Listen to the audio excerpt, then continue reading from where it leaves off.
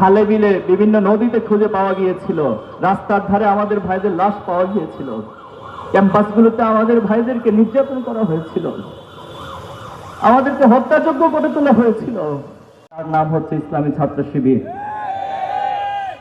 আমাদের মতো অসংখ্য পথহারা যুবক যারা জাহেলিয়াতের স্রোতে ভাসতেছিলাম, সেই ভাসমান স্রোত থেকে আমাদেরকে আদর করে ভালোবাসা দিয়ে আমাদেরকে আল্লাহর দ্বীনের পথে আহ্বান করে সিরাতুল মুস্তাকিমের পথে যে কাফেলা পথ চলতে শিখিয়েছে, তার নাম ইসলামী ছাত্র শিবির।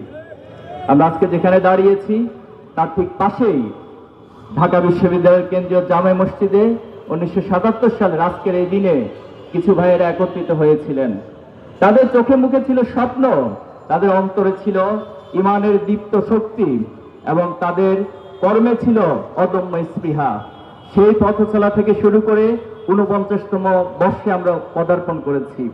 এই পথ আমাদের জন্য কণ্ঠকাঠিন্য ছিল, রক্তে ভেজা পথ ছিল, শাহাদাতের পিচ্ছিল পথ আমাদেরকে বাহির দিতে হয়েছে, আমাদের শত শত ভাইদেরকে জীবন দিতে হয়েছে, আমাদের শত শত ভাইদেরকে গুম করা হয়েছিল, আয়নাগরে নির্যাতন করা হয়েছে।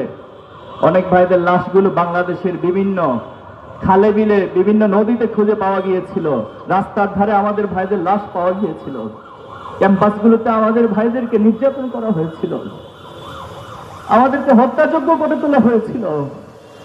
আমাদের ন্যূনতম পরিচয়টুকু আমরা দিতে পারতাম না। এমন একটি পথ মারি দিয়ে ইসলামী ছাত্র শিবির আজকে এখানে এসে দাঁড়িয়েছে।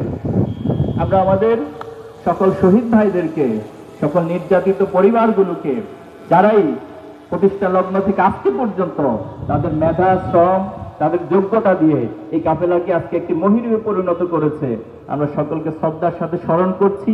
তাদের জন্য আল্লাহর কাছে উত্তম প্রতিদান কামনা করছি। আল্লাহুম্মা আমিন।